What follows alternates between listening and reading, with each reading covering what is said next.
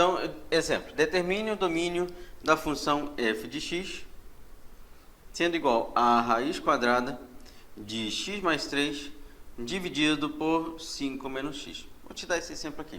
Esse exemplo é um exemplo clássico em que eu trabalho uma inequação do segundo grau. Por que uma inequação do segundo grau? Não, se eu estou dividindo uma do primeiro com uma do primeiro grau, não faz muito sentido, né? Mas olha só o detalhe. O que a gente costuma dizer?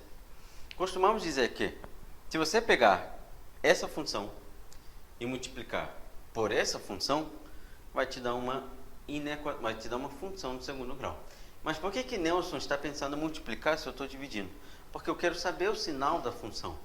E seja divisão ou seja multiplicação, o sinal acaba sendo o mesmo. Lembra da regra de sinal? Mais com mais vai me dar mais. Então não importa se é um produto ou um quociente, o sinal, o resultado daquele sinal é sempre o mesmo. Então eu posso imaginar que eu estou multiplicando essas duas funções. Só que repara bem, quando eu multiplicar essas duas funções, vou ficar com o que, Nelson? Vou ficar com x mais 3, que multiplica 5 menos x.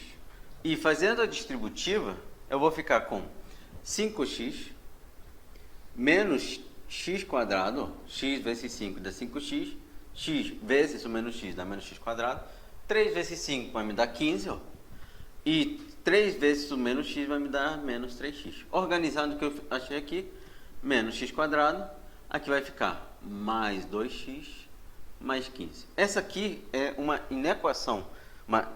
equação do segundo grau que vai ter o mesmo sinal do que essa divisão. Então, para eu poder saber o sinal desse cara, eu posso trabalhar direto pelo sinal desse cara. Tá? Então, eu posso pegar e imaginar que eles estão sendo multiplicados. E, na verdade, estar trabalhando com o sinal de uma inequação do segundo grau. Qual é o sinal de uma inequação do segundo grau? Nesse caso aqui, é bem simples, porque eu sei as raízes. Como é que você sabe as raízes? É o valor que vai zerar aqui. Porque se vai zerar aqui, vai zerar aqui também. Então, olha só. Quem é que vai zerar na parte de cima? X mais 3. Quem é que vai zerar? O menos 3.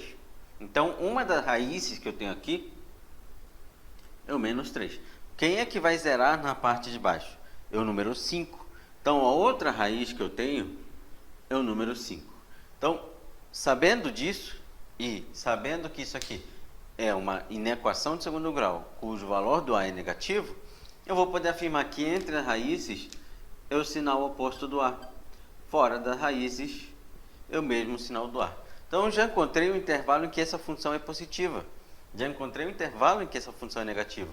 Isso sem precisar trabalhar com o estudo de sinal da primeira e o estudo de sinal da segunda. Então, o que a gente costuma trabalhar? Primeiro, calculo a raiz, monto essa reta. Não preciso nem fazer a distributiva. Em seguida, x vezes o menos x vai dar menos x quadrado. O valor do A vai ficar negativo. Entre as raízes, você coloca o sinal oposto do A. Já encontrei o intervalo positivo, já encontrei quando essa função vai me representar valores positivos, ou seja, o domínio dessa função ele vai variar de menos 3 até 5. O 5 ele precisa ser um intervalo aberto, que lembra que no denominador não pode zerar. Então, a raiz do denominador, ela nunca entra. Olha só mais um exemplo para você entender como é que isso aqui me ajuda a resolver com extrema facilidade. F de x sendo igual a raiz quadrada de x mais 2 dividido por x menos 3. Repara bem, eu não preciso nem fazer a distributiva. Eu vou traçar a reta real e vou marcar a raiz de cima e a raiz de baixo. Quem é que vai zerar na parte de cima? O menos 2. Quem vai zerar na parte de baixo? O número 3. Beleza. E aí, repara bem que quando eu pego o x e multiplico pelo x de baixo, vai me dar x elevado ao quadrado, um valor positivo.